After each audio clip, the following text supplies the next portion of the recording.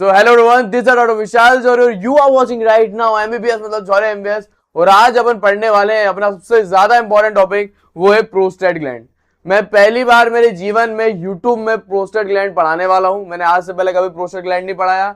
अब हुआ क्या था, मैं गया था एम्स के अंदर, फेस्ट था रेटिना।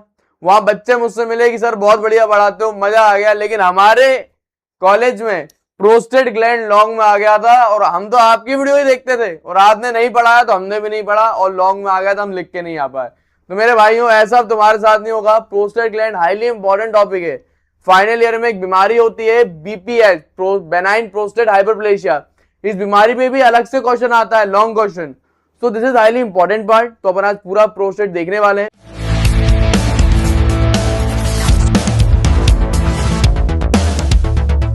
तो अभी आप जो पूरा मेरा लेक्चर देख रहे हो, ये लेक्चर एक्चुअली मेरा सैंपल वीडियो है। मेरा कोर्स का नाम है एनाटॉमी इन 30 डेज। इसके अंदर आप 30 दिन में पूरे एनाटॉमी कंप्लीट कर लेते हैं। तो मैंने नए क्लिनिकल पैटर्न के हिसाब से, रीजनिंग के टॉपिक के हिसाब से पढ़ाया है। यूट्यूब में जो मेरी वीडियो है वो पुरानी वीडियो है, जो ये ऐप पे वीडियो है वो अपडेटेड वीडियो है, नए पेपर पैटर्न के हिसाब से, क्लिनिकल एनाटॉमी केस स्टडी के हिसाब से। और लाखों की एमबीबीएस मात्र आप 1500 से 2000 रुपए में आप कंप्लीट कर सकते हो। तो आप यहाँ पे 2000 या 1500 रुपए मत देखो, ये देखो लाखों के एमबीबीएस एनाटॉमी आप खत्म कर सकते हैं। मेरे ऐप में अभी जाओ, नीचे लिंक मिलेगी डिस्क्रिप्शन पे, उसमें मैंने पूरा पढ़ाया है एनाटॉमी 30 दिन में। 30 दिन में एनाटॉमी पढ़ो मेरे ऐप में कोर्स के जरिए। जो अभी आप वीडियो देख रहे हो और जो मेरी यूट्यूब की वीडियो है उसमें 19-20 का नहीं 19 लाख का फर्क है, क्योंकि अभी की वीडियो अपडेटेड है, क्लिनिकल केस स्टडी है, एसोसिएशन रीजन इसके अंदर है, रीजनिंग के टॉपिक है, डायग्राम कैसे बनाना है और डॉक्टर कैसे बनना है, क्लिनिकल केस स्टडी के जरिए मैंने पढ़ाया है। तो मेरे ऐप के अंदर आप जाएं, उसमें आप नए कोर्स है एनाटॉमी 30 डे, उसमें एनरोल करें। ये वीडियो आप देख रहे हो ये सैंपल वीडियो है, पूरा कोर्स आपको मेरे ऐप पे मिल जाएगा जिसका नाम है जॉरी एमबीबीएस। पहली चीज आप नोटिस करना, मैं आज आपको प्रोस्टेट की एनाटॉमी नहीं पढ़ाने वाला, प्रोस्टेट के सारे रीजनिंग के टॉपिक, प्रोस्टेट की एक पूरी क्लिनिकल केस स्टडी पढ़ाने वाला हूं। यही क्लिनिकल केस स्टडी, मैं ये तो नहीं बोल रहा वर्ड टू वर्ड आएगी, लेकिन इसी प्रकार की क्लिनिकल केस स्टडी आपके एग्जाम में पूछी जाएगी। ये आप नोट कर लो बात। फिर बात ये आती है, अब पैटर्न बदल चुका है। पहले कैसे क्वेश्चन आते थे कि भाई प्रोस्टेट के ऊपर क्वेश्चन आप लिख दो, लॉन्ग लिख दो, शॉर्ट लिख दो, ऐसे क्वेश्चन पहले आते थे। अब इस तरीके का पूरा क्लिनिकल केस स्टडी पूछी जाएगी और पूरा लॉन्ग के अंदर ही आएगा। देखो, अब सबसे पहले समझते हैं क्लिनिकल केस के अंदर क्या लिखा है। जब अपन क्लिनिकल केस स्टडी के थ्रू पढ़ते हैं तो इससे होता क्या है यार, अपन लोगों का एक ना इमेजिनेशन पावर बहुत बढ़ता है कि नहीं यार अपन को इस तरीके से पेशेंट के साथ डील करना है, ठीक है, आपके क्लिनिकल कोरिलेशन बहुत बढ़ता है। तो अब क्लिनिकल केस स्टडी को इस प्रकार से कि एक 70 साल का ओल्ड मैन जो है विजिट कर रहा है सर्जन के पास। अब 70 साल का है, मतलब एक तरीके से देखा जाए एल्डरली पेशेंट है, बहुत ही बूढ़ा पेशेंट है, सर्जन के पास आया। उसकी कंप्लेन क्या थी, डिफिकल्टी इन पासिंग यूरिन। उसकी सबसे पहले कंप्लेन क्या थी कि साहब मैं यूरिन पास नहीं कर पाता हूं। ये मेनली रात के समय और होता है कि रात के समय पेशेंट बार बार जग रहा है और अपना यूरिन करने जा रहा है। अब क्या होती है ना, यूरिन करते हुए दो चीज होती है, लड़के समझ पा रहे होंगे, या तो बढ़िया यूरिन हो रही है तो ये तो मजा ही आ गया भाई, यूरिन पूरी निकल जाएगी, यूरिनरी ब्लैडर जो होता है अपना वो पूरा कंप्लीटली खाली हो जाएगा। या फिर क्या होता है, यूरिनरी ब्लैडर कंप्लीट खाली नहीं हो पाता, थोड़ी सी यूरिन यूरिनरी ब्लैडर के अंदर रह जाती है, अपन को वापस अर्ज होती है कि नहीं मैं दोबारा से जाऊं यूरिन करूं। तो यहाँ पे क्या हो रहा है, difficulty in passing urine. Patient क्या बोल रहा है, साहब मेरी यूरिन जो है पास नहीं हो पा रही है, मुझे बहुत दिक्कत आ रही है यूरिन करने में, सुसु करने में बड़ी दिक्कत आ रही है साहब। वो तो यूरिन नहीं सुसु बोलेगा, फिर आपसे बोलेगा इंक्रीज फ्रीक्वेंसी। और मैं साहब बार बार भी जाता हूं, मैं 1 घंटे बाद यूरिन गया, फिर दोबारा यूरिन गया, ऐसा मैं बार बार यूरिन करने क्यों जा रहा हूं साहब, मेरा जो यूरिनरी ब्लैडर है पेशेंट का वो पूरी तरीके से खाली नहीं हो पाता, एम्प्टी नहीं हो पाता, इसलिए वो बार बार यूरिन करने जा रहा है।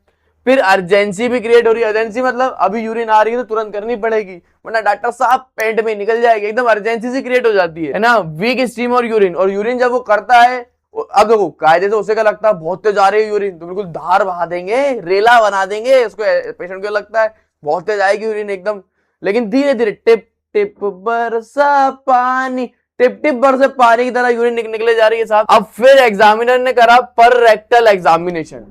अब ये पर रेक्टल एग्जामिनेशन क्या होता है, ये आप फाइनल ईयर आते आते पूरा समझ जाओगे। अभी मैं आपको ना थोड़ा दिखा देता हूं, ये देखने से ना कुछ लड़कियां ऐसे बोलेंगी अरे सर छी सर, लेकिन ये छी नहीं बेटा, तुम्हें ग्लव्स पहन के ये करना पड़ेगा। पर रेक्टल एग्जामिनेशन का मतलब ये होता है, अपन क्या करते हैं, पेशेंट का जो एनाल कैनाल होता है, जी हाँ ग्लव्स पहनेंगे, ग्लव्स पे हमें लगाएंगे एनेस्थीसिया, मैंने भी मेरी इंटर्नशिप में करा है। फिर पेशेंट का जो एनाल कैनाल होता है उसके अंदर उंगली डालते हैं, ससुर, पेशेंट के एनस के अंदर उंगली डालेंगे उसके रेक्टम में। अब पेशेंट के जैसे अपन रेक्टम के अंदर, पेशेंट का जो पीछे वाला द्वार है जिससे पेशेंट स्टूल करता है, उसके अंदर अपन उंगली डालते हैं तो याद रखना एक अपना ये क्या प्रेजेंट है, यूरिनरी ब्लैडर। यूरिनरी ब्लैडर के नीचे अपना प्रेजेंट होता है इस प्रकार से प्रोस्टेट ग्लैंड। अगर मैं आपको यहाँ पे दिखाऊं, आप साइड एंगल में देखिएगा, ये अपना पूरा पेल्विक कैविटी है मेल की। यहाँ पे मैं हिप बोन हटा देता हूँ, ये मैंने हिप बोन हटाई। अब आप यहाँ पे देखिए ये एक लिगामेंट है वो भी हटा देता हूँ। अब ये एक ट्यूब है वो भी हटा देता हूँ। अब आप यहाँ पे देखिए व्हाट इज दिस, ये क्या प्रेजेंट है, ये अपना प्रेजेंट है पूरा urinary bladder. Am I clear? Urinary bladder से ये चीज क्या निकल रही है, इसको अपन बोल देते हैं यूरेथ्रा। ये प्रोस्टेट का यूरेथ्रा है। फिर ये आगे ये यूरेथ्रा किसमें जाएगा, पेनिस में जाएगा। पेनिस के जरिए अपन पूरी यूरिन बाहर निकाल देंगे। अब ये अपना प्रेजेंट है यूरिनरी ब्लैडर जिसके अंदर अपनी यूरिन प्रेजेंट होती है। अब यूरिनरी ब्लैडर के नीचे की तरफ यहाँ पे एक ऑर्गन प्रेजेंट है, इसे अपन बोल देते हैं प्रोस्टेट ग्लैंड। देख रहे हो आप, ये अपना पूरा होता है प्रोस्टेट ग्लैंड। अगर आप यहाँ पे दिखाई दो तो ये क्या है, ये है अपना यूरेथ्रा प्रेजेंट है। ये प्रोस्टेट ग्लैंड के पास में आ रहा है तो इसका अपन बोल देते हैं प्रोस्टेटिक यूरेथ्रा। तो ये प्रोस्टेटिक यूरेथ्रा होता है। तो ये पूरा अपना प्रेजेंट है प्रोस्टेट ग्लैंड। तो प्रोस्टेट ग्लैंड कहां प्रेजेंट होता है, एक चीज आप याद कर लेना, ये अपना यूरिनरी ब्लैडर के जस्ट नीचे प्रेजेंट होता है प्रोस्टेट ग्लैंड। तो यहाँ पे अब आपको ये डायग्राम समझ में आएगा। अब आप यहाँ पे देखो, ये क्लियरली आप देख पा रहे हो, this is what, this is urinary bladder. ये अपनी प्रोस्टेटिक यूरेथ्रा, यूरिनरी ब्लैडर के बगल में अपना प्रेजेंट होता है इस प्रकार से प्रोस्टेट ग्लैंड। अब क्या रहता है, अपन लोग रेक्टम से, मतलब पेशेंट जहां से स्टूल करता है वो वाले छेद से अपन उंगली डालेंगे और इस प्रोस्टेट ग्लैंड को छूते हैं। इसको बोलते हैं पररेक्टल एग्जामिनेशन। याद रखना, पररेक्टल एग्जामिनेशन अपन को उन सारे पेशेंट में करना है जो कि 3 चीज बोलते हैं कि साहब मुझे यूरिन करने में दिक्कत आ रही है, मैं बार बार यूरिन करने जाता हूं, यूरिन करता हूं तो ऐसा लगता ही नहीं कि पूरी यूरिन हुई है, या फिर धार एकदम फर्राटे से नहीं आ रही, टिप टिप भर से पानी जैसी जो है यूरिन की मेरी धार निकल रही है। अब एक बीमारी होती है उसमें हम बोल देते हैं BPH बीमारी, benign prostatic hyperplasia. What is meaning of hyperplasia? यहाँ पे हाइपरप्लेशिया का मतलब है बढ़ जाना, साइज में बढ़ जाना। अब प्रोस्टेट ग्लैंड की मसल जो होती है ना, उसकी जो स्मूथ मसल है वो साइज में बढ़ जाती है, इसे अपन बोल देते हैं बेनाइन प्रोस्टेटिक हाइपरप्लेशिया। ये एक प्रकार का नॉन कैंसरस बीमारी है जिसमें प्रोस्टेट ग्लैंड जो है साइज में बढ़ जाता है। अब आप खुद देखो, जब प्रोस्टेट ग्लैंड साइज में बहुत ही बढ़ जाएगा तो वो क्या करेगा, ये जो ट्यूब प्रेजेंट होती है ना यूरेथ्रा अपना, इस यूरेथ्रा को ब्लॉक कर लेगा। अब यूरेथ्रा ब्लॉक होगी तो क्या होगा, जितनी भी यूरिन यहाँ पे प्रेजेंट है अपने यूरिनरी ब्लैडर में वो पूरी तरीके से बाहर बॉडी के नहीं निकल पाएगी। That is why patient bar bar urine करने जाता है, पेशेंट की धार धीरे धीरे हो जाती है, क्योंकि एक तरीके से पाइप पीस की कैसी हो गई, ब्लॉक हो गई है। अब जैसे अपन पररेक्टल एग्जामिनेशन करते हैं, अगर पेशेंट को बीमारी है BPH, पेशेंट का प्रोस्टेट जो है उसमें हाइपरप्लेशिया है, तो अपन को फील हो जाता है जो अपना ये जो प्रेजेंट होता है अपना प्रोस्टेट ग्लैंड, ये कैसा हो जाता है, बहुत ही ज्यादा साइज में बढ़ जाएगा, हाइपरप्लेशिया इसमें हो जाएगा, स्मूथ हो जाएगा, नोड्यूल उसमें हो जाती है। तो अपन इसको क्या पता लगा लेते हैं कि नहीं यार पेशेंट को BPH की बीमारी है, तो इसको अपन बोल देते हैं पररेक्टल एग्जामिनेशन। अब क्या अब आप लोगों को पता ही नहीं है पररेक्टल एग्जामिनेशन, तो मैं केस स्टडी पढ़ाऊंगा तो कैसे समझोगे, मजा ही नहीं आएगा ना। इसलिए मैंने आपको पूरा डिटेल में बताया। डिटेल में भी क्या बताया, पररेक्टल एग्जामिनेशन कि पीछे से उंगली कैसे करना है। No, God, please, no, no! अब देखिए, अब पररेक्टल एग्जामिनेशन जब अपन ने करा, मैं ब्लैक पेन लेता हूं अच्छे से आपको दिखाई देगा, यहाँ पे आप देखिए। तो पररेक्टल एग्जामिनेशन जैसे करा तो अपन को रिवील क्या हुआ कि प्रोस्टेट ग्लैंड बहुत ज्यादा एनलार्ज है और सॉफ्ट कंसिस्टेंसी में एनलार्ज है। अब याद रखना, प्रोस्टेट ग्लैंड 2 कंडीशन में एनलार्ज हो सकता है। प्रोस्टेट ग्लैंड की 2 बीमारियां होती हैं, एक होता है BPH बेनाइन प्रोस्टेटिक हाइपरप्लेशिया, और एक बीमारी होती है कैंसर। प्रोस्टेट ग्लैंड में कैंसर भी तो हो सकता है, कैंसर के कारण भी साइज बढ़ सकता है। अब फिर अपन ने क्या करा, पेशेंट को बोला तुम ब्लड जांच करवा के आओ। तो ब्लड इन्वेस्टिगेशन में अपन को पता चला कि पेशेंट के ब्लड में प्रोस्टेट स्पेसिफिक एंटीजन जो है वो नॉर्मल रेंज में है। अब इसका मतलब आपको समझाता हूं। देखो, अगर कभी भी कैंसर होता है प्रोस्टेट में, तो अपनी बॉडी में जो ब्लड होता है ना, उसके अंदर प्रोस्टेट स्पेसिफिक एंटीजन की मात्रा बहुत ही बढ़ जाती है, क्योंकि कैंसर सेल क्या करते हैं, ये एंटीजन बनाने लगते हैं। अब क्योंकि यहाँ पे लिखा हुआ है कि प्रोस्टेट स्पेसिफिक एंटीजन पेशेंट की बॉडी में नॉर्मल है, इसका मतलब क्या हुआ, पेशेंट को कैंसर तो नहीं है। पेशेंट को कौन सी बीमारी है, अपनी बीमारी है BPH बेनाइन प्रोस्टेटिक हाइपरप्लेशिया बीमारी है। तो इस तरीके से आपको ना क्लिनिकल केस स्टडी सॉल्व करनी पड़ती है। प्रोस्टेट में अपन ने क्या बोला, 2 बीमारी होती है, या तो अपना बेनाइन प्रोस्टेटिक हाइपरप्लेशिया होगा या फिर कैंसर होगा। इन दोनों कंडीशन में क्या होगा, प्रोस्टेट का साइज बढ़ जाएगा और यूरेथ्रा ब्लॉक हो जाएगा, तो पेशेंट बार बार यूरिन करने जाएगा, अर्जेंसी पैदा होगी, फ्रीक्वेंसी यूरिन की बढ़ जाएगी। लेकिन अब एक कैंसर है कि बीपीएच है, बेनाइन प्रोस्टेटिक हाइपरप्लेशिया बीमारी, ये कैसे हम पता लगाएंगे? एक एंटीजन से ब्लड अपन जांच कराएंगे, अगर प्रोसेस स्पेसिफिक एंटीजन ज्यादा हुआ तो कैंसर है, अगर नॉर्मल हुआ तो बीपीएच है, बेनाइन प्रोस्टेटिक हाइपरप्लेशिया बीमारी है।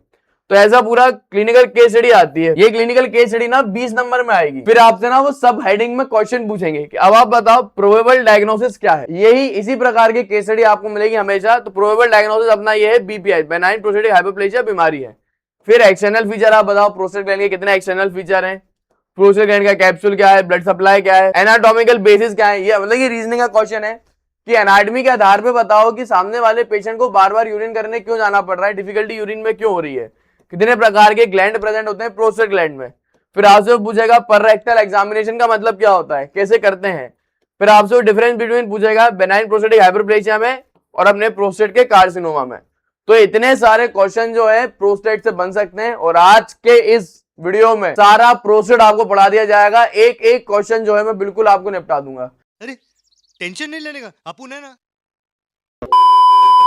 अगर आपने मेरी ये वीडियो एंड तक देख ली तो आप प्रोस्टेट ग्लैंड का हर क्वेश्चन सॉल्व कर पाएंगे। ऐसा कोई क्वेश्चन नहीं होगा जो आपसे नहीं बनेगा फर्स्ट ईयर के अंदर, क्योंकि मैं आपको फाइनल ईयर के लेवल तक की चीजें मैं यहाँ पे आज बता दूंगा। तो सबसे पहले अपन जानते हैं बीपीएच क्या होता है। बीपीएच बीमारी जो है उसको अपन कहते हैं बेनाइन प्रोस्टेटिक हाइपरप्लेशिया। अब देखो ये अपना क्या है, ये यूरिनरी ब्लैडर है, नॉर्मल यूरिनरी ब्लैडर है। यूरिनरी ब्लैडर आगे जाके क्या बनता है, अपना बनता है यूरेथ्रा बनाता है। यूरेथ्रा मतलब वो पाइप जिससे यूरिन बाहर जाती है। इसके चारों तरफ ना प्रोस्टेट ग्लैंड प्रेजेंट होता है यूरेथ्रा के चारों तरफ। तो ये अपना कौन सा यूरेथ्रा हो गया, अपने प्रोस्टेटिक यूरेथ्रा हो गया।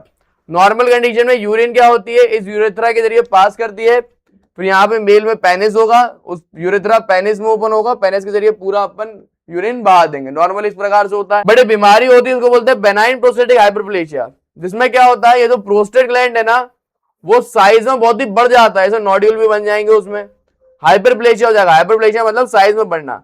अब ये प्रोस्टेट ग्लैंड का अगर साइज बढ़ जाएगा तो उसके कारण क्या होगा, ये जो पाइप है ना अपनी प्रोस्टेटिक यूरेथ्रा वाली पाइप, ये पाइप जो है फिर इस प्रकार से ब्लॉक होने लगेगी, क्योंकि साइज में बढ़ गया है यूरेथ्रा, तो यूरेथ्रा उस पाइप को दबाएगा। अब ये पाइप दबने के कारण क्या होगा, यूरिन जो है बाहर नहीं निकल पाएगी पूरी तरीके से। पेशेंट बार बार जाएगा, यूरिन करेगा, थोड़ी थोड़ी टिप टिप बरसा पानी ऐसे यूरिन निकलेगी, फ्रिक्वेंसी बढ़ जाएगी, बार बार यूरिन जाएगा, रात में बहुत ज्यादा होता है।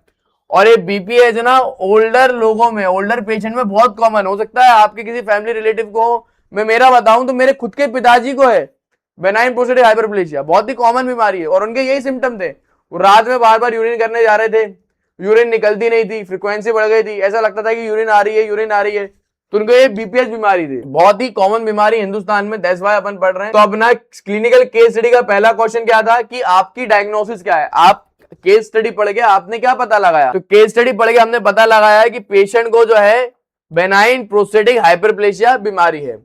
ये बहुत ही ज्यादा कॉमन बीमारी है जो एल्डरली पेशेंट में होती है। इस बीमारी की कैरेक्टरिस्टिक फीचर क्या है कि प्रोस्टेट जो है साइज में एनलार्ज हो जाएगा, नॉन कैंसरस एनलार्जमेंट, मतलब कैंसर नहीं है, बिना कैंसर के एनलार्जमेंट है।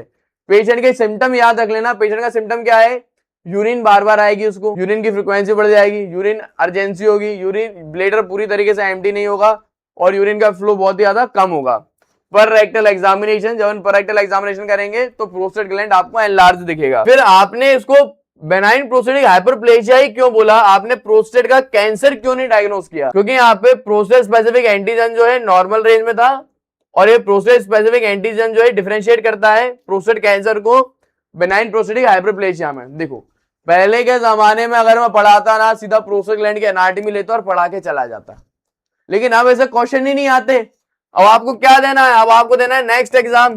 तो मैं नेक्स्ट एग्जाम के हिसाब से आपको पढ़ा रहा हूँ क्लिनिकली। जब आप फर्स्ट ईयर से क्लिनिकली पढ़ेंगे ना, क्लिनिकल बेस्ड सिनेरियो, पेशेंट कैसा आएगा, तो आपका नेक्स्ट एग्जाम भी अच्छा जाएगा। इसलिए मैं आपको ना डिटेल में पढ़ा रहा हूँ। देन फिर यहाँ पे अपन आ जाओ, अब अपन पढ़ते हैं एनाटॉमी। प्रोस्टेट ग्लैंड कैसा स्ट्रक्चर है, ये पिरामिडल शेप स्ट्रक्चर होता है। अगर मैं आपको बनाऊं प्रोस्टेट ग्लैंड ना कुछ ऐसा स्ट्रक्चर होता है इस प्रकार से। प्रोस्टेट ग्लैंड जो है एक अपना पिरामिडल शेप का ऑर्गन होता है, पिरामिडल शेप स्ट्रक्चर होता है, फाइब्रोमस्कुलर ऑर्गन है। फाइब्रोमस्कुलर मतलब इसमें फाइबर्स भी प्रेजेंट होंगे, मसल भी प्रेजेंट होगा, और एक ग्लैंडुलर ऑर्गन है, इसमें बहुत सारे ग्लैंड होंगे, कुछ अपने म्यूकस ग्लैंड होंगे, सब म्यूकस ग्लैंड होंगे with surround the prostatic urethra. अगर अपन यहाँ पे मैं आपको डायग्राम बनाऊं, ये यूरिनरी ब्लैडर है, ये यूरिनरी ब्लैडर से ऐसा ही निकला, ये प्रोस्टेटिक यूरेथ्रा निकला, ठीक है। तो इस प्रोस्टेटिक यूरेथ्रा के चारों तरफ इस प्रकार से जो है अपना प्रोस्टेट ग्लैंड जो है प्रेजेंट होता है। Am I clear? अब ये प्रोस्टेट ग्लैंड काम क्या करता है आपके दिमाग में आना चाहिए। अब देखो, अब यहाँ पे एक कंसेप्ट है सीमेन का। व्हाट इज मीनिंग ऑफ सीमेन? जब भी एक मेल किसी फीमेल के साथ इंटरकोर्स करता है तो उसके पेनिस से एक व्हाइट कलर का फ्लूइड निकलता है। जब भी भैया अपन सेक्स करते हैं तो अपने पेनिस से क्या निकलता है? व्हाइट कलर का फ्लूइड निकलता है, उसे सीमेन कहा जाता है। सीमेन में दो चीज होती है, एक अपना होता है स्पर्म। स्पर्म कहां से आया साहब? टेस्टिस से आया। और एक अपना होता है समाइनल फ्लूइड। अब ये जो सीमेन का फ्लूइड है ना, ये कैसे बनता है? अपने तीन मेन ग्लैंड होते हैं, एक अपना होता है समाइनल वेसाइकल, एक अपना होता है प्रोस्टेट ग्लैंड और एक होता है बल्बो यूरेथ्रल ग्लैंड। तो ये तीन ग्लैंड अपना समाइनल फ्लूइड बनाते हैं। तो ये जो अब यहाँ पे अपन जो है ना, ये वाला ग्लैंड पढ़ रहा है प्रोस्टेट ग्लैंड। तो प्रोस्टेट ग्लैंड क्या बनाता है? प्रोस्टेट ग्लैंड अपने सीमेन के फ्लूइड में अपना एसिटिक फोस्फेटेज बनाएगा, फाइब्रोलाइसिन बनाएगा, citric acid, amylase, process specific antigen, ये तीन चीज बनाता है। जैसे मेल में प्रोस्टेट ग्लैंड है, वैसे सेम ग्लैंड फीमेल भी होता है, उसको अपन बोल देते हैं पैरा यूरेथ्रल ग्लैंड। फिर बात अपन करते हैं इसकी लोकेशन क्या है। ये लोकेटेड अपना होता है लेसर पेल्विस में, below the neck of urinary bladder. अब यहाँ पे मैं आपको 3D में दिखाता हूँ, ये आप खुद देखिए कहाँ पे प्रेजेंट है। ये आप देखो, अब आप खुद देख पा रहे हो ये क्या है अपना, ये अपना पूरा पेल्विस है। तो इस पेल्विस में नीचे साइड लोअर पेल्विस में प्रेजेंट होता है। अगर मैं हड्डी हटाऊं, ये अपनी हिप की हड्डी है, तो आपको दिखेगा ये हड्डी मैंने हटाई, ये लिगामेंट मैंने हटाया। अब आप देखो, तो आप खुद देख रहे हो ये अपने पेल्विस में नीचे की तरफ प्रेजेंट है।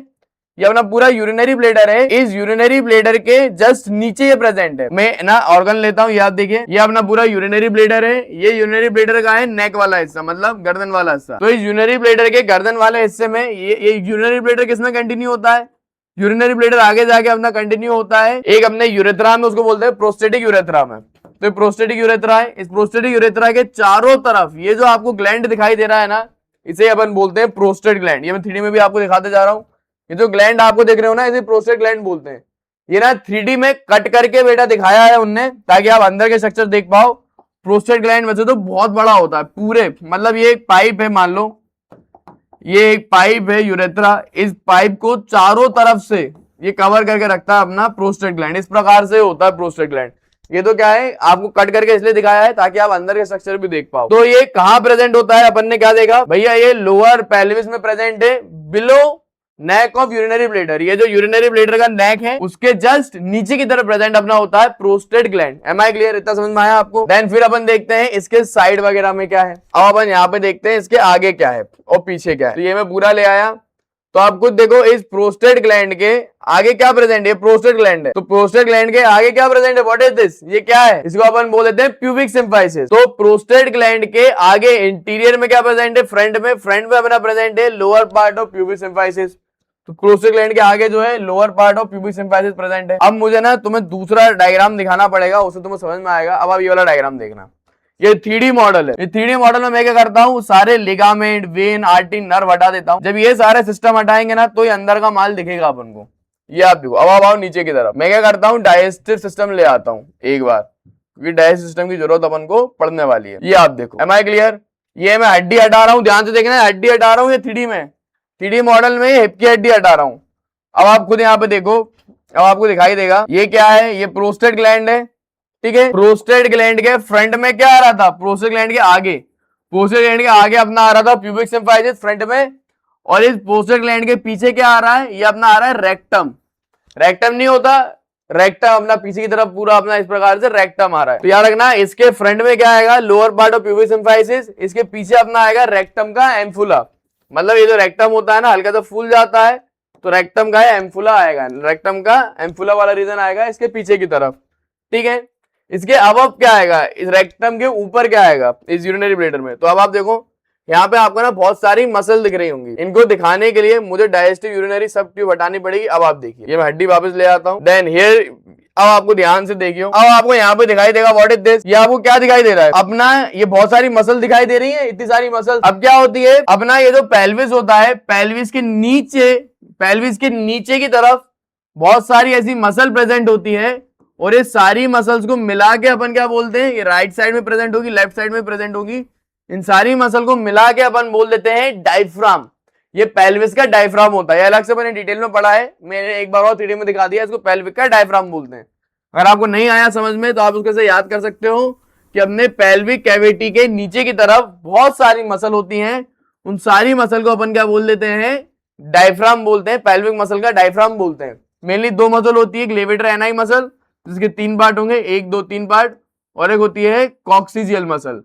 मेनली यहाँ पे 2 मसल होती हैं, ठीक है। एक मसल का नाम है लेवेटर एनाई मसल और एक है अपनी कॉक्सिजियल मसल। ये क्या बना रही है, ये अपना बना रही है इस तरीके से पेल्विक डायफ्राम। अब यहाँ पे आप देखना यूरिनरी ब्लैडर, यूरिनरी ब्लैडर नहीं, प्रोस्टेट ग्लैंड।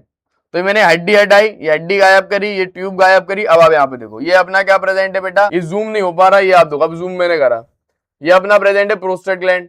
अब आप खुद देखो इस प्रोस्टेट ग्लैंड के ऊपर क्या आ रहा है, व्हाट इज दिस, ये अपनी एक मसल आ रही है ना प्रोस्टेट ग्लैंड के ऊपर। इस मसल को अपन क्या बोल देते हैं, लेवेटर एनाई मसल है ये अपनी पेल्विक डायफ्राम की मसल आ रही है। तो यहाँ पे ये लिखना पड़ता है, इसके अबव में क्या होता है, यूरियोजेनाइटल डायफ्राम, मतलब कि वही डायफ्राम, मतलब कि वो सारी मसल जो पेल्विस के नीचे आती हैं उसको बोलते हैं यूरियोजेनाइटल डायफ्राम आ रहा है इसके अबव ऊपर की तरफ। ये प्रोस्टेट है, अगर मैं व्हाइट कलर से बनाऊं, दिस इज प्रोस्टेट, ये प्रोस्टेट के ऊपर ऐसा ही डायफ्राम आ रहा है।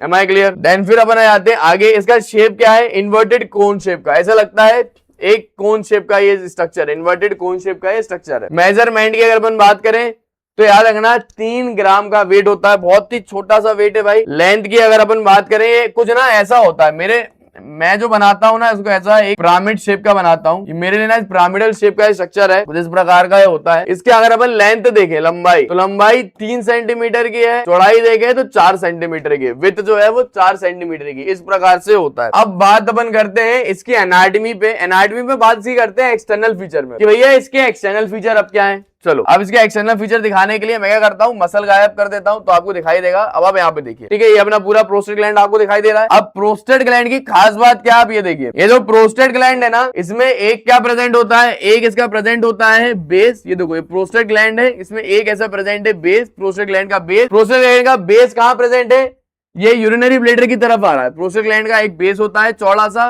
वो कहां आ रहा है, यूरिनरी ब्लैडर की तरफ आ रहा है, ये प्रोस्टेट ग्लैंड का बेस हो गया। और एक होता है प्रोस्टेट ग्लैंड का नीचे वाला एपेक्स, ये प्रोस्टेट ग्लैंड का एपेक्स जो है वो नीचे की तरफ आ रहा है, डाउनवर्ड आ रहा है, ठीक है। तो प्रोस्टेट ग्लैंड में 2 चीज होती है, एक होता है प्रोस्टेट ग्लैंड का बेस, बेस डायरेक्टेड अपवर्ड, आप देखो ऊपर की तरफ होता है बेस, अपवर्ड होता है, यूरिनरी ब्लैडर के नेक के साथ वो रिलेशन बनाता है। फिर इसका एपेक्स जो है वो नीचे की तरफ है, डाउनवर्ड है, rest on superior surface of अपना जेनाइटल डायफ्राम। ये अगर आप देखो यहाँ पे, अगर मैं फिर से मसल लेके आऊं तो ये आप देखो, ये क्या प्रेजेंट है, ये डॉट्स मुझे हटाने पड़ेंगे, ये अपना पूरा का पूरा क्या प्रेजेंट है, ये अपना इस तरीके से प्रोस्टेट ग्लैंड होता है। Am I clear? अब यहाँ पे आप देखिए, ये अपना पूरा प्रोस्टेट ग्लैंड है, तो प्रोस्टेट ग्लैंड का ये क्या है, ये अपना एपेक्स है, नीचे की तरफ ये एपेक्स है। प्रोस्टेट ग्लैंड का एपेक्स किसकी तरफ आ रहा है, ये कौन सी मसल है, ये अपनी पेल्विक डायफ्राम मसल आ रही है, तो प्रोस्टेट ग्लैंड का एपेक्स जो है वो पेल्विक डायफ्राम की तरफ आ रहा है। चलो भाई ठीक है साहब, ये हम समझ गए। तो अब आपको एक एपेक्स समझ में आ गया, बेस समझ में आ गया। Now we are talking about the surface, कि कितनी सरफेस जो है वो प्रेजेंट होती है। तो टोटल अगर अपन देखें, प्रोस्टेट ग्लैंड ना कुछ इस प्रकार का स्ट्रक्चर होता है, ये आपने देखा, ये बॉक्स समान का स्ट्रक्चर है, 3D स्ट्रक्चर है, अपन 2D में पढ़ ही नहीं सकते। प्रोस्टेट ग्लैंड है बॉक्स जैसा स्ट्रक्चर होता है, इस प्रकार का देख रहे हो आप। इसमें एक ऊपर की तरफ क्या रहता है, प्रोस्टेट ग्लैंड में एक एपेक्स बेस रहता है, ऊपर की तरफ बेस है, नीचे की तरफ इसका नेक है। प्रोस्टेट ग्लैंड में आगे की तरफ इंटीरियर में एक सरफेस होती है आगे वाली, उसको अपन बोल देते हैं इंटीरियर सरफेस। अब प्रोस्टेट ग्लैंड की जो आगे वाली सरफेस है ना, इंटीरियर सरफेस, वो बहुत ही नैरो है और अपनी कॉन्वेक्स है, मतलब इस प्रकार की नहीं है सरफेस, कॉनकेव नहीं है, वो ऐसी है, यूं घुमावदार कॉन्वेक्स स्ट्रक्चर है इस प्रकार की। तो ये अपना प्रोस्टेट ग्लैंड है। प्रोस्टेट ग्लैंड की जो इंटीरियर सरफेस होती है वो कॉन्वेक्स होती है और साइज में छोटी होती है, नैरो होती है, 2 centimetre behind the pubic symphysis. अब इसको भी अगर मैं यहाँ पे दिखाऊं आपको, मुझे बोन लानी पड़ेगी, ये आप देखो मैंने बोन ले आया, दिख रही है बोन, ये क्या प्रेजेंट है, प्यूबिक सिम्फाइसिस है, ये अपना प्रोस्टेट ग्लैंड है। तो अगर मैं ड्रॉ करूं यहाँ से, तो अपनी ये जो प्यूबिक सिम्फाइसिस है ना, इसके जस्ट 2 सेंटीमीटर पीछे की तरफ अपना पूरा प्रोस्टेट ग्लैंड जो है वो प्रेजेंट होता है। प्रोस्टेट ग्लैंड की इंटीरियर सरफेस जो है वो प्रेजेंट होती है, ठीक है। फिर अपन आते हैं इसकी पीछे वाली सरफेस पे, तो ये आगे की तरफ इंटीरियर सरफेस थी, सेम वैसे पीछे की तरफ इसकी एक पोस्टीरियर सरफेस होती है प्रोस्टेट ग्लैंड में। देन फिर प्रोस्टेट ग्लैंड में होती है 2 inferior lateral surface. Inferior lateral मतलब ये वाली जो नीचे की तरफ भी है और इंफीरियर में भी है, तो 2 इसकी होती है इंफीरियर लेटरल सरफेस। अगर मैं आपको दिखाऊं, यहाँ पे आप देखिए, अब ये बोन हटानी पड़ेगी मुझे। अब 3D में अपन इसकी सारी सरफेस देखते हैं, तो ये आप देखो, ये प्रोस्टेट ग्लैंड है, am I clear? Prostate gland में एक सरफेस होती है जिसके पीछे की तरफ है, ये प्रोस्टेट ग्लैंड की पोस्टीरियर सरफेस। प्रोस्टेट ग्लैंड की पीछे वाली सरफेस किसके रिलेशन में आ रहा है, कौन एवरीबॉडी, रेक्टम के रिलेशन में आ रहा है, ये आपको दिख रहा है, तो प्रोस्टेट ग्लैंड की पोस्टीरियर सरफेस जो है वो ब्रॉड होती है और फ्लैट होती है और वो in front of rectum, rectum के एम्फुला के फ्रंट में रहती है, ठीक है। फिर ये प्रोस्टेट ग्लैंड ना आपको बेटा कट करके दिखाया गया है, कुछ इतना बड़ा होता है प्रोस्टेट ग्लैंड, यूं इस प्रकार से, ठीक है। प्रोस्टेट ग्लैंड को इतना बड़ा होता है, कट करके इसलिए दिखाया था कि अंदर के आप पार्ट देख पाओ। प्रोस्टेट ग्लैंड की एक आगे की तरफ सरफेस होगी, इसको बोलते हैं इंटीरियर सरफेस, जो किसके रिलेशन में आता है, अपना इस प्रकार के प्यूबिक सिम्फाइसिस के रिलेशन में आता है। फिर प्रोस्टेट ग्लैंड की एक होती है इंफीरियोलेटरल सरफेस, ये वाली सरफेस, ये वाली बोन भी अगर मैं हटाऊं आपको तो दिखेगी, ये देखो आप, ये मसल हटा दी, ये ट्यूब हटा दी, ये ट्यूब तो बहुत ज्यादा ही बड़ी होती है, ये अपनी फर्मेटिक कॉर्ड है, ये आप देखिए, दिखा आपको ये, अब आपको दिख पा रही है प्रोस्टेट ग्लैंड। ये प्रोस्टेट ग्लैंड की एक ये वाली सरफेस होती है जो इंफीरियर में भी है और नीचे की तरफ भी है, इंफीरियोलेटरल सरफेस। तो प्रोस्टेट ग्लैंड की एक सरफेस होती है इंफीरियोलेटरल सरफेस, जो किसके रिलेशन में आ रहा है, जो लेवेटर एनाई मसल होते हैं ना उसके इंटीरियर फाइबर के रिलेशन में आती है। तो लेवेटर एनाई मसल दिखा देता हूं आपको 3D मॉडल में, ये आप देखिए, ये कौन सी मसल है, ये जो मसल दिख रही है ना इसी का नाम है लेवेटर एनाई मसल। तो प्रोस्टेट ग्लैंड की जो ये वाली सरफेस होती है ना इंफीरियोलेटरल सरफेस, वो किसके रिलेशन में आता है, इस मसल के लेवेटर एनाई मसल के रिलेशन में ये आता है। कुल मिला के देखा जाए तुम तो ये बोलो बॉक्स समान का होता है ये, ठीक है। एक इसका होता है ऊपर की तरफ एपेक्स। प्रोस्टेट ग्लैंड कैसा होता है, कम ऑन एवरीबॉडी से विद मी, प्रोस्टेट ग्लैंड कैसा होता है, एक इसका होता है ऊपर की तरफ बेस, ऊपर की तरफ प्रोस्टेट ग्लैंड का होता है बेस, नीचे की तरफ होता है एपेक्स, ये एपेक्स। एक इंटीरियर में इंटीरियर सरफेस, एक पोस्टीरियर में पोस्टीरियर सरफेस, इसकी दो होती है इंफीरियोलेटरल सरफेस, इस प्रकार की दो इंफीरियोलेटरल सरफेस होती है, ठीक है। अब इस प्रोस्टेट ग्लैंड में क्या प्रेजेंट होता है, प्रोस्टेट ग्लैंड के अंदर अपना कुछ इस प्रकार से, अब मैं छेद कर रहा हूं देखो प्रोस्टेट ग्लैंड में, ये देखो प्रोस्टेट ग्लैंड के अंदर कुछ इस प्रकार से अपना एक प्रेजेंट होता है यूरेथ्रा, ये आप देख रहे हो, ये मैंने इसके अंदर डाला, ये अपना होता है प्रोस्टेटिक यूरेथ्रा। प्रोस्टेटिक यूरेथ्रा कुछ इस प्रकार से प्रेजेंट होता है, ये अपना है prostatic urethra. Am I clear, समझ में आया आपको, ये है अपना पूरा external feature. Now we are talking about the lobes of prostate. Prostate gland के कितने लोब्स होते हैं, तो यहाँ पे आप देखिए, तो अब मैं ना प्रोस्टेट ग्लैंड आइसोलेट कर लेता हूं। तो ये देखो ये पूरा प्रोस्टेट ग्लैंड है, मैंने आइसोलेट करा है आप लोगों के लिए। अब प्रोस्टेट ग्लैंड को ना मुझे पूरा बनाना पड़ेगा, ये आधा कट करके दिखाया इनने,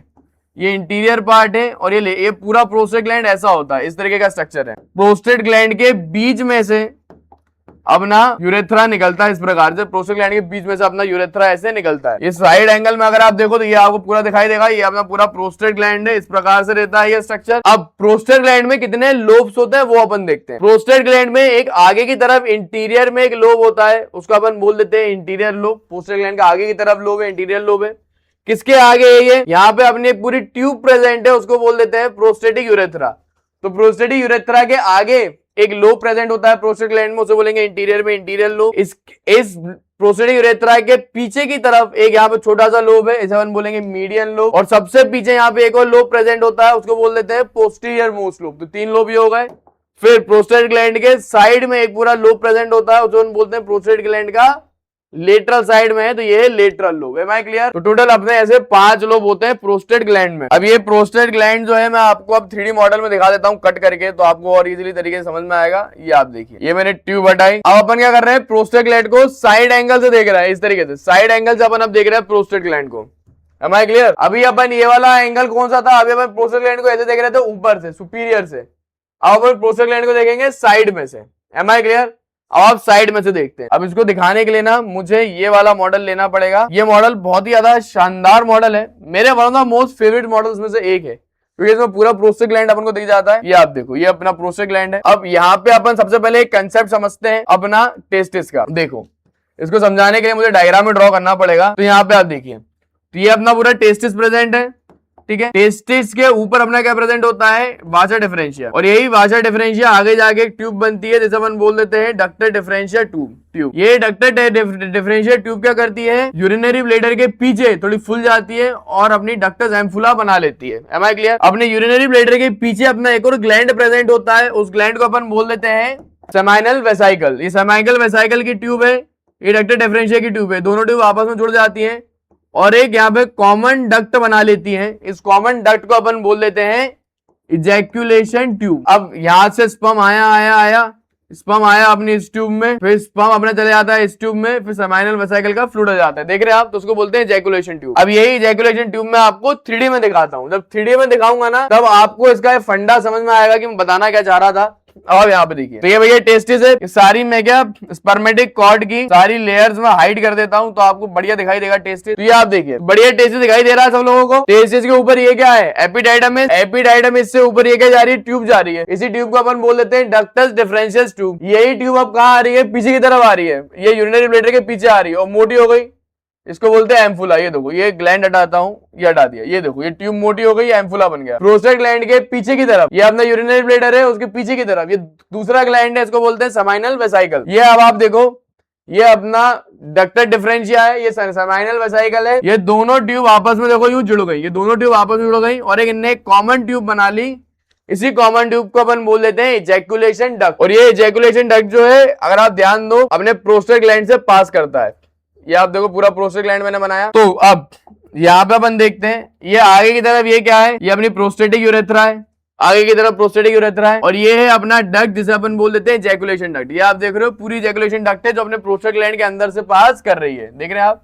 तो ये अपनी है इजैकुलेशन डक्ट। साइड में आप डायग्राम भी देख पा रहे होंगे, वही डायग्राम है, क्लियर डायग्राम है। डायग्राम देखो तो यहाँ पे अपना यूरेथ्रा प्रेजेंट है और इसी यूरेथ्रा में प्रोस्टेटिक यूरेथ्रा में अपना क्या ओपन हो रहा है, अपना पूरा ओपन हो रही है डक्ट, इसको बोलते हैं इजैकुलेशन डक्ट। अब अपन आते हैं लोब्स पे। तो पूरा अपना प्रोस्टेट ना कुछ इस प्रकार से होता है, बड़ा स्ट्रक्चर है प्रोस्टेट, एम आई क्लियर। अब ये अपना क्या प्रेजेंट है, ये अपना प्रेजेंट है यूरेथ्रा, प्रोस्टेटिक यूरेथ्रा। तो प्रोस्टेटिक यूरेथ्रा के आगे की तरफ इंटीरियर में एक लोब प्रेजेंट है प्रोस्टेट का, एक हिस्सा प्रेजेंट है प्रोस्टेट का, उसका अपन बोलेंगे इंटीरियर लोब। आगे की तरफ एक लोब प्रेजेंट है ना, उसे अपन बोलेंगे इंटीरियर लोब। फिर ये जो इजैकुलेशन डक्ट है और प्रोस्टेट ग्लैंड, इजैकुलेशन डक्ट और प्रोस्टेट ग्लैंड, इन दोनों के बीच में भी यहाँ पे एक लोब प्रेजेंट होता है प्रोस्टेट ग्लैंड का।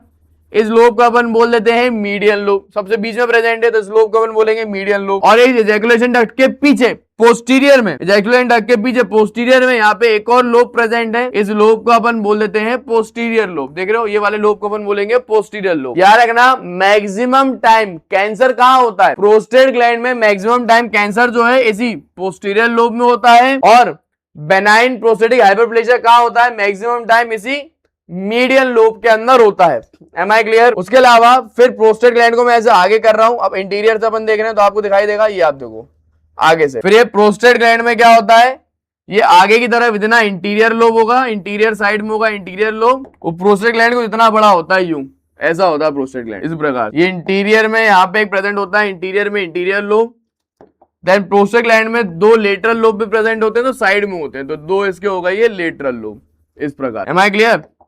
प्रोस्टेट ग्लैंड अगर मैं बनाऊं ना ऊपर से, अगर आप लोगों के लिए ड्रॉ करूं, ये देखो प्रोस्टेट ग्लैंड अगर मैं ड्रॉ करूं ऐसा होता है प्रोस्टेट ग्लैंड। अगर मैं ड्रॉ करके आपको बताऊं, बीच में ये यूरेथ्रा प्रेजेंट है, प्रोस्टेटिक यूरेथ्रा। प्रोस्टेटिक यूरेथ्रा के आगे प्रोस्टेट ग्लैंड का जो पार्ट है उसको बोल देते हैं इंटीरियर लोब। प्रोस्टेटिक यूरेथ्रा के पीछे ये जो पार्ट है ना प्रोस्टेट ग्लैंड का, ये अपन सुपीरियर ऊपर से देख रहे हैं, ये होता है मीडियन लोब। और इसके पीछे एक और लोब प्रेजेंट है, वो है पोस्टीरियर लोब। फिर प्रोस्टेट ग्लैंड के साइड में एक लोब प्रेजेंट होता है, उसे हम बोलते हैं लेटरल लोब। इस साइड भी प्रेजेंट है, इस साइड भी प्रेजेंट है, ये अपना lateral lobe, lateral lobe. Am I clear. इस प्रकार से होता है। अब साइड एंगल से अगर मैं आपको दिखाऊं, ये देखो आप साइड एंगल से प्रोस्टेट ग्लैंड को इस प्रकार से होता है। ये इसके अंदर एक ट्यूब होती है, कम ऑन एवरीबॉडी से विद मी यार। ये अपनी प्रोस्टेटिक यूरेथ्रा है और इसी से अपनी ये ओपन होती है इजैकुलेशन डक्ट, ये इजैकुलेशन डक्ट ओपन हुई। Am I clear. तो इसके आगे ये जो पूरा लोब प्रेजेंट है ना, ये इंटीरियर लोब। पीछे की तरफ ये जो लोब प्रेजेंट है वो है अपना इसका पूरा पोस्टीरियर लोब। इजैकुलेशन डक्ट के आगे की तरफ ये जो लोब प्रेजेंट है ना, इसको अपन बोल देते हैं मीडियन लोब। ये अपना हो गया मीडियन लोब। इसके जस्ट साइड में, मीडियन लोब के जस्ट साइड में, ये आप साइड एंगल देखें, ये कुछ ऐसा होता है। ये आगे इंटीरियर में इंटीरियर लोब है, ये ऐसा इंटीरियर लोब है। इसके साइड में प्रेजेंट होता है लेटरल में यूं लेटरल लोब, ऐसे साइड में प्रेजेंट होता है। Am I clear. इस प्रकार से होता है। अब आप समझे सारे लोब। बच्चे इमेजिन नहीं कर पाते 3D में, मैंने आपको 3D में बना के बताया कितने लोब्स होते हैं। चलो अब इन लोब्स की ना आपको सिर्फ एक एक दो लाइन लिखनी है, खास खास बातें। इंटीरियर लोब कहाँ प्रेजेंट होता है, यूरेथ्रा के जस्ट आगे प्रेजेंट होता है, ठीक है। इसके ये अगर मैं ऐसा बनाऊं, ये प्रोस्टेट ग्लैंड सुपीरियर व्यू से, ये यूरेथ्रा है, यूरेथ्रा के आगे अपना प्रेजेंट होता है इंटीरियर में इंटीरियर लोब। इंटीरियर लोब के साइड में क्या प्रेजेंट होते हैं, इस प्रकार से प्रेजेंट होता है लेटरल लोब। इंटीरियर लोब जो होता है ना आगे वाला प्रोस्टेट ग्लैंड का, उसमें किसी भी प्रकार के ग्लैंड्स प्रेजेंट नहीं होते, ना म्यूकस ग्लैंड है ना सब म्यूकस ग्लैंड है, कुछ नहीं प्रेजेंट। फिर पोस्टीरियर लोब का प्रेजेंट होता है, अगर साइड एंगल में बनाऊं, ये देखो आप प्रोस्टेटिक यूरेथ्रा, ये इजैकुलेशन डक्ट, ये इजैकुलेशन डक्ट के पीछे की तरफ ये अपना प्रेजेंट है पोस्टीरियर लोब। यहाँ पे अगर अपन देखें, यहाँ प्रेजेंट है पोस्टीरियर लोब। इजैकुलेशन डक्ट के बिहाइंड में पोस्टीरियर लोब है मैक्सिमम टाइम पे कैंसर इसी पोस्टीरियर लोब में होता है। फिर मीडियल लोब कहाँ प्रेजेंट है, ये वाला जो है ना यूरेथ्रा के पीछे, ये अपना प्रेजेंट होता है मीडियल लोब। इस प्रकार से ये जो मीडियल लोब होता है वेज शेप का होता है, लाए upper part of urethra, urethra के अपर, ये अपर पार्ट है यूरेथ्रा का वो, और एजैकुलेशन डक्ट इन दोनों के बीच में आ रहा है। बस यही दो लाइन इसमें इंपॉर्टेंट है, बाकी की लाइन आप मत लिखना पड़ेगी। फिर अपन आते हैं लेटरल लोब, साइड में अपने प्रेजेंट होते हैं लेटरल लोब। तो सारे लोब्स अपन ने देख लिए। This is all about anatomy. तो ये अपन ने मेजर एनाटॉमी वाला पार्ट जो है प्रोस्टेट ग्लैंड का देख लिया। Now we are talking about the some question. अपन कुछ क्वेश्चन के बाद अपन करते हैं कि बेनाइन प्रोस्टेट हाइपरप्लेजिया में कौन सा लोब इफेक्टेड होता है। ये ऐसे क्वेश्चन पूछेंगे, वाइवा में भी पूछा जाएगा। तो याद रखना बेनाइन प्रोस्टेट हाइपरप्लेजिया बीमारी में मीडियल लोब सबसे ज्यादा इफेक्टेड होता है, कैंसर में पोस्टीरियर लोब होता है। अब आप ये वाले डायग्राम में देख के समझ पाएंगे होता क्या है। ये आप देखो, अब ये जो मीडियल लोब है ना, ये प्रेजेंट है नॉर्मल लोगों में। अब ये मीडियल लोब अगर साइज में बहुत ही ज्यादा बढ़ जाएगा, ये आप देखो, अगर ये मीडियल लोब जो है, मीडियल वाला लोब साइज में बहुत ही बढ़ जाएगा, तो वो क्या करेगा, ये जो ट्यूब होती है ना अपना प्रोस्टेटिक यूरेथ्रा, इस प्रोस्टेटिक यूरेथ्रा ट्यूब को दबाएगा, उसको कंप्रेस करेगा, जिसके कारण यूरिन जो है नीचे नहीं जा पाएगी, नीचे अपनी निकल नहीं पाएगी यूरिन। तो यही मैं आपको बताना चाह रहा था यहाँ पे। तो यहाँ पे यही लिखा हुआ है कि अपना बेनाइन प्रोस्टेट हाइपरप्लेजिया में मीडियल लोब इन्वॉल्व होता है। It will lie between the urethra and ejaculation tube. अपनी यूरेथ्रा और इजैकुलेशन ट्यूब इन दोनों के बीच में ऐसा प्रेजेंट होता है। इसके एनलार्जमेंट के कारण यूरेथ्रा अपना कंप्रेस होता है, इजैकुलेशन डक्ट भी कंप्रेस होती है और यूरिन बाहर नहीं आ पाती। तो कौन सा लोब इन्वॉल्व वो बता दिया।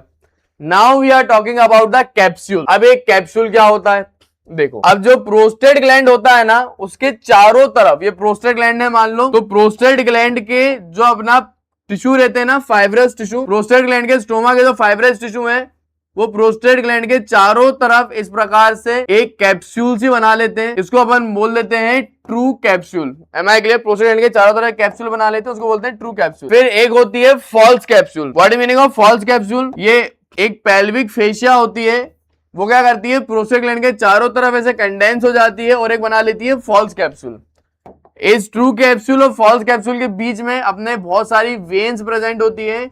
इसको अपन क्या बोलते हैं, प्रोस्टेट ग्लैंड की वेन्स बोलते हैं। ये वेन्स क्या करती है, प्रोस्टेट ग्लैंड से पूरा अपना वीनस ड्रेनेज रहती है इस प्रकार से। तो दो प्रकार के इसके कैप्सूल होते हैं। ये देखो साइड में आपको इमेज में भी दिख पा रहा होगा, प्रोस्टेट ग्लैंड है। प्रोस्टेट ग्लैंड के ही स्ट्रोमा के टिश्यू कंडेंस हो जाते हैं, आउटर वाले स्टोमा के टिश्यू कंडेंस हो जाते हैं और बना लेते हैं इसकी ट्रू कैप्सूल।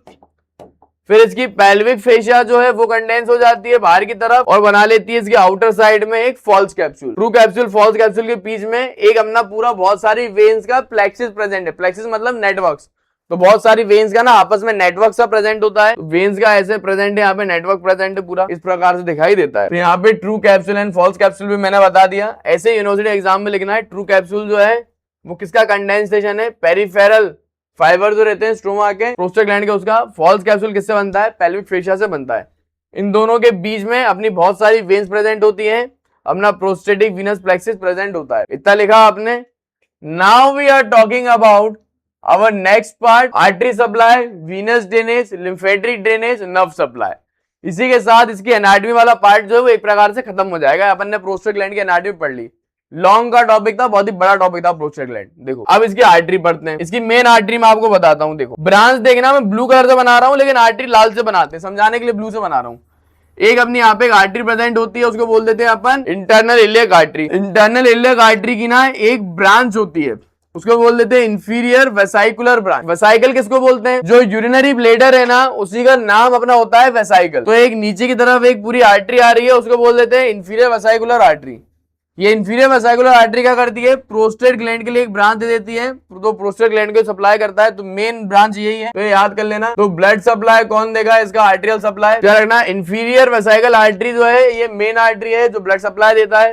फिर मिडल रेक्टल आर्टरी और फिर अपनी इंटरनल पुडेंडल आर्टरी, ये तीन आर्टरी जो है ब्लड सप्लाई देते हैं अपने प्रोस्टेट ग्लैंड को। प्रोस्टेट ग्लैंड का वीनस ड्रेनेज कौन कराता है, तो याद रखना प्रोस्टेट ग्लैंड के चारों तरफ, मैंने अभी आपको पढ़ाया, प्रोस्टेट ग्लैंड के चारों तरफ वेन्स का प्लेक्सिस प्रेजेंट होता है, वहां से इसका वीनस ड्रेनेज हो जाता है। फिर लिम्फेटिक ड्रेनेज कौन कराता है, प्रोस्टेट ग्लैंड के साइड में अपने प्रेजेंट होते हैं internal iliac and sacral lymph node. तो internal iliac and sacral lymph node जो होते हैं वो लिम्फेटिक ड्रेनेज अपने कर लेते हैं प्रोस्टेट ग्लैंड से। फिर अपन आते हैं नर्व सप्लाई पे। तो सिंपैथेटिक नर्व फाइबर कहां से निकलते हैं प्रोस्टेट ग्लैंड के, वो अपने निकलते हैं सुपीरियर हाइपोग्लोसल प्लेक्सस से। और पैरासिम्पथेटिक नर्व के फाइबर कहां से निकलते हैं प्रोस्टेग्लैंड के, वो अपने निकलते हैं पेल्विक स्प्लेनिक नर्व से।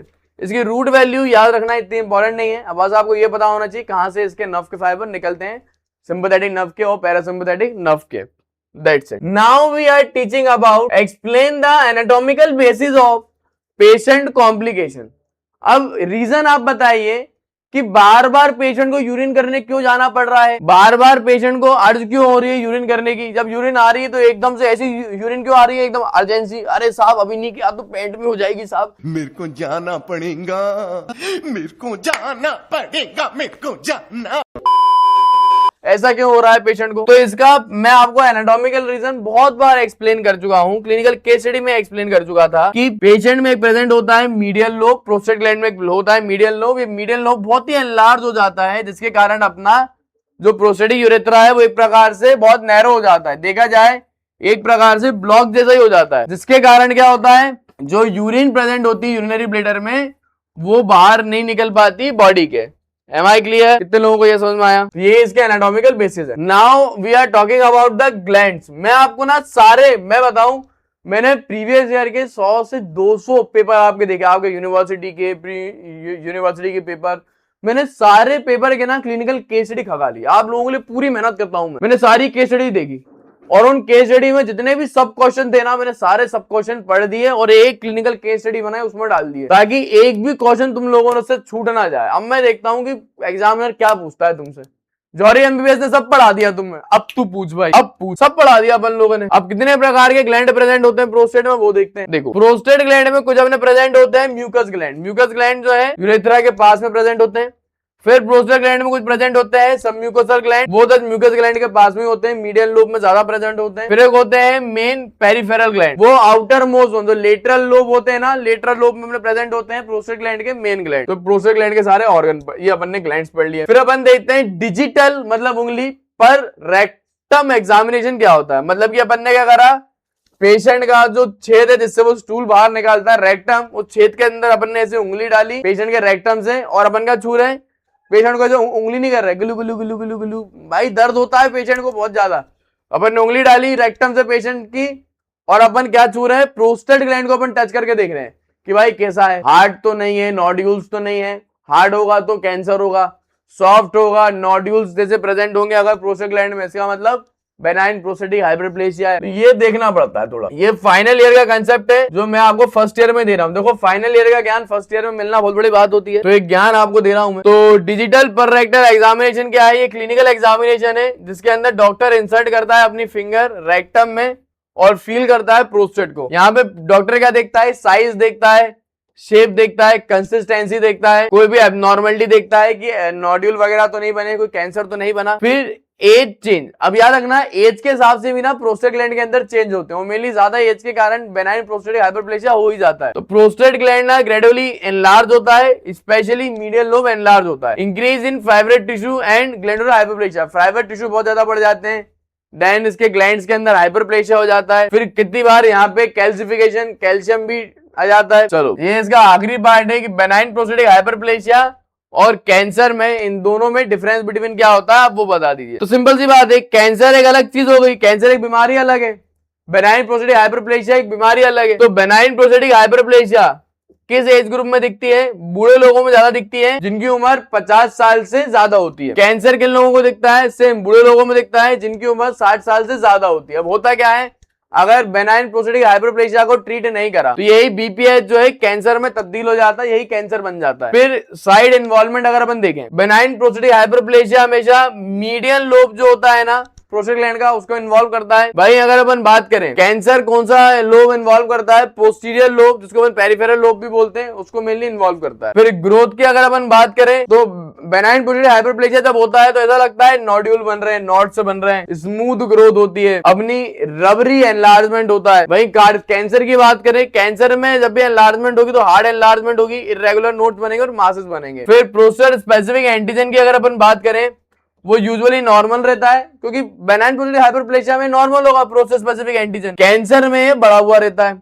इसके सिम्टम क्या है, इसके सिम्टम है यूरिन का ऑब्स्ट्रक्शन, क्योंकि बेनाइन प्रोस्टेटिक हाइपरप्लेसिया के कारण प्रोस्टेट ग्लैंड एनलार्ज हो जाएगा तो यूरेथ्रा अपना दबेगा। तो इसका मेनली क्या होता है, ऑब्स्ट्रक्शन होता है। यहाँ पे भी यहाँ पे देखो कैंसर में क्या होता है ना, शुरुआत में सिम्टम आपको मालूम ही नहीं चलते क्योंकि पोस्टीरियर लोब इन्वॉल्व है। धीरे धीरे करके अपन को सिम्टम आते हैं, सेम यूरिनरी सिम्टम आने लगते हैं। फिर मेटास्टेसिस का मतलब होता है एक कैंसर का एक जगह से दूसरी जगह फैलना। तो बेनाइन प्रोस्टेटिक हाइपरप्लेजिया कैंसर तो है नहीं, तो यहाँ पे मेटास्टेसिस देखने को नहीं मिलता। कैंसर में ये प्रोस्टेट ग्लैंड में कैंसर होता है, वो बाद में बोन के अंदर चला जाता है और बोन के अंदर कैंसर करवा लेता है। फिर पर रेक्टल डिजिटल एग्जामिनेशन की बात करें, डिजिटल रेक्टल एग्जामिनेशन, उसके अंदर अपन देखें तो प्रोस्टेट ग्लैंड कैसा फाइंड होगा, एनलार्ज, बहुत ही बड़ा फाइंड होगा, स्मूथ लगेगा और रबड़ी लगेगा, रबर जैसा, मतलब रबर जैसा फील होगा। कैंसर में हार्ड लगेगा, इरेगुलर लगेगा और ऐसा लगेगा कि नोड्यूल्स आ गए, नोड्यूल जैसा दिखाई देगा।